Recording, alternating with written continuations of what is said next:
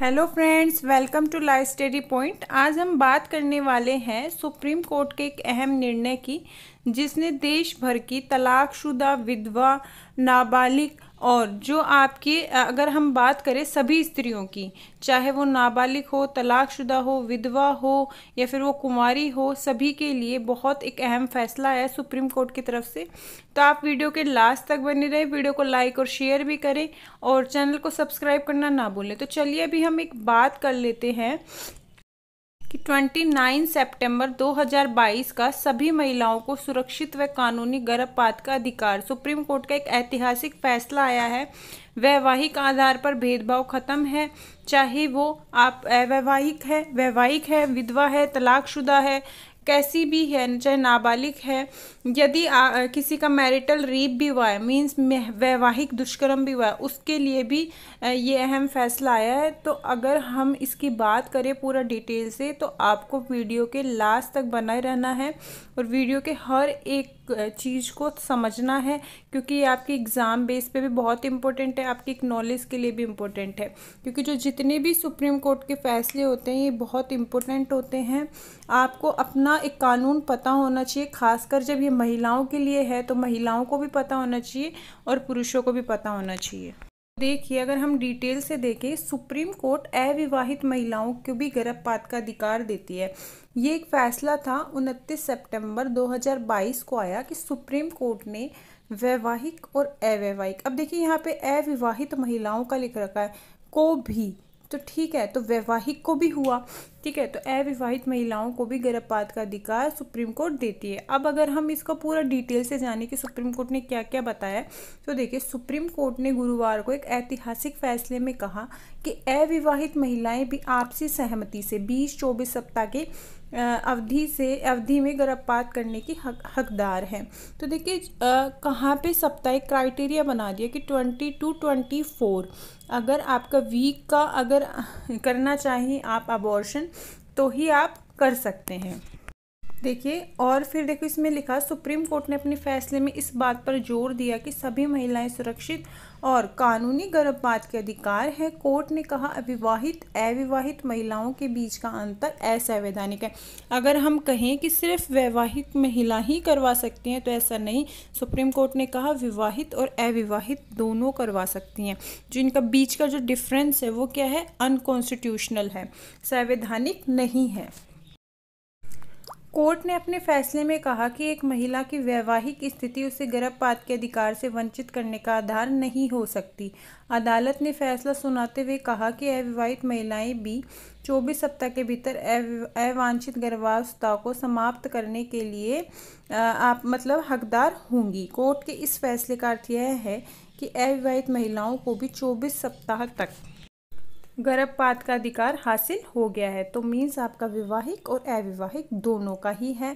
अब इसमें अविवाहित की कोई डेट मेंशन नहीं है आपकी, कि कोई डेट मेंशन है कहीं भी कि आपकी मतलब जैसे कोई एज भी मेंशन नहीं है, ना ही कुछ वैसे कोई मेंशन किया गया कि अविवाहित महिलाएं किस एज की होनी चाहिए। तो देखिए, अगर हम आगे पूरा डिटेल से और अगर सुप्रीम कोर्ट के फैसले को जानते हैं, तो देखिए, सुप्रीम कोर्ट ने 24 सप्ताह की गर्भवती कुंवारी महिलाओं को भी गर्भपात की इजाज़त दी है। जस्टिस डीवाई चंद्रचूड़ की अध्यक्षता वाली बेंच ने इस ऐतिहासिक फैसले को सुनाते हुए कहा।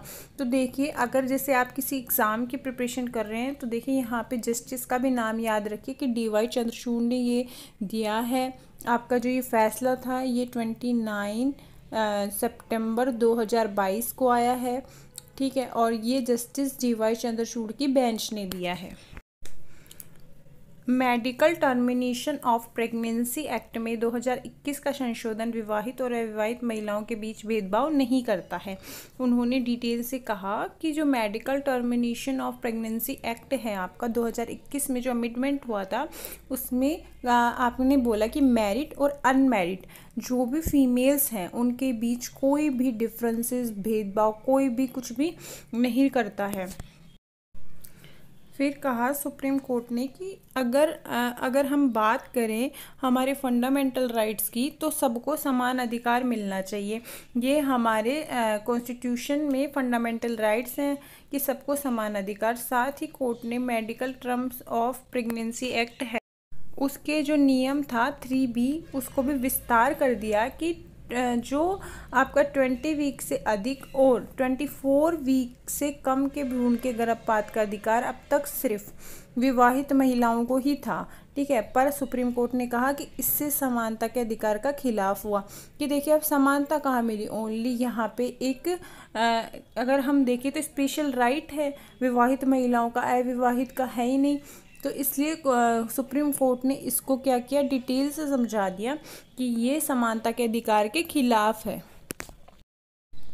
Justice DY Chandrachud, justice AS Bopanna और जस्टिस JB पारिदवाल की बेंच ने कहा कि किसी महिला को 20 वीक से ज़्यादा के गर्भ को गिराने से मना इस आधार पर करना कि वह अविवाहित है, ये संविधान के अनुच्छेद 14 का उल्लंघन होगा, क्योंकि समानता का अधिकार आर्टिकल 14 में ही है कॉन्स्टिट्यूशन के।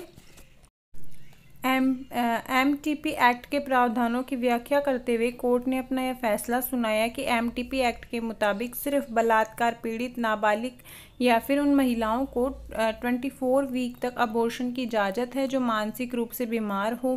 कानून के मुताबिक सहमति से बने संबंध से ठहरे गर्भ को सिर्फ 20 हफ्ते तक ही गिराया जा सकता है। तो इसमें एक मेंशन कर दिया कि 20 to 24 वीक तक ही आप अपना अबॉर्शन करवा सकते हैं। वैवाहिक बलात्कार पर कोर्ट की टिप्पणी। फिर कोर्ट ने एक और इसी बात पे एक फैसला दिया कि अगर किसी का मैरिटल रेप होता है तो कोर्ट ने क्या अपनी एक टिप्पणी दी, बलात्कार पीड़ितों के गर्भपात के अधिकार की ओर उल्लेख करते हुए अदालत ने कहा कि विवाहित महिलाएं भी यौन उत्पीड़न और बलात्कार पीड़ितों की श्रेणी में आ सकती हैं, क्योंकि काफ़ी संभव है कि पति द्वारा गैर सहमति वाले कार्य के कारण एक महिला गर्भवती हो सकती है। कोर्ट ने कहा कि अगर इस तरह से विवाहित महिलाएं जबरन गर्भवती होती हैं तो वह भी बलात्कार माना जाएगा, क्योंकि ये एक मैरिटल रेप से संबंधित कोर्ट ने एक टिप्पणी दी थी। कोर्ट ने कहा कि कोई भी महिला यह कहे कि वह जबरन गर्भवती हुई है तो उसे बलात्कार माना जा सकता है। कोर्ट ने अपने फैसले में कहा कि प्रेगनेंसी बनी रही या फिर गर्भपात कराया जाए, यह महिला के शरीर पर अधिकार से जुड़ा मामला है। मीन्स ये महिला का खुद का फैसला होना चाहिए कि वो प्रेगनेंसी रखना चाहती है, नहीं रखना चाहती है, अबॉर्शन करवाना चाहती है, तो इसके लिए कोई भी रोक टोक नहीं कर सकता। सुप्रीम कोर्ट का यह फैसला 25 साल की अविवाहित युवती की याचिका पर आया है। याचिकाकर्ता युवती सहमति से सेक्स गर्भवती हुई थी और उसके बाद दिल्ली हाई कोर्ट ने 24 हफ्ते के गर्भ को गिराने की इजाज़त मांगी थी, जिससे हाई कोर्ट ने मंजूरी नहीं दी थी। युवती ने इसके बाद सुप्रीम कोर्ट में याचिका दायर की, जिसने कोर्ट ने दिल्ली एम्स मेडिकल बोर्ड के अधीन गर्भपात कराने की इजाज़त दी थी। बोर्ड ने पाया था कि महिला के जीवन को खतरा हुए बिना गर्भपात किया जा सकता है। तो ये जो सुप्रीम कोर्ट का फैसला था, ये 25 ईयर की एक अनमैरिड लड़की के जो अगर वो पिटीशन उसने की थी तो उसके ऊपर आया था ये फैसला। तो अभी सुप्रीम कोर्ट के फैसले से यही निष्कर्ष निकलता है कि विवाहित अविवाहित हो 20 to 24 हफ्ते का अबॉर्शन करवा सकती हैं। और देखिए अगर हम इसका निष्कर्ष से बात करें तो निष्कर्ष भी पूरा एक देख लेते हैं। जब अब अनमैरिड प्रेग्नेंट वुमेन यानी बगैर शादी के प्रेग्नेंट हुई महिलाओं को भी अबॉर्शन का अधिकार है।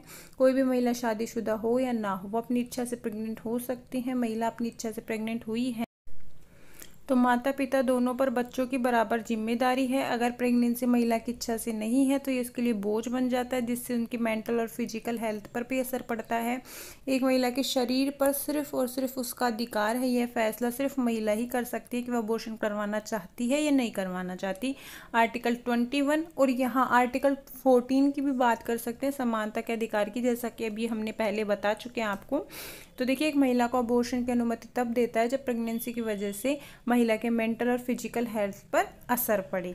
ये 21 तब देता है और 14 तब देता है जब आपका समानता का अधिकार का खंडन हुआ है। तो अब आपको वैवाहिक और अवैवाहिक दोनों को ही आपको राइट है कि आप अपना अबॉर्शन करवा सकते हैं। और इसी के साथ आगे भी ऐसी अपडेट के लिए, सुप्रीम कोर्ट के अहम फैसलों के लिए आप लो स्टडी पॉइंट के साथ बने रह सकते हैं। व्हाट्सएप टेलीग्राम ग्रुप भी ज्वाइन कर सकते हैं।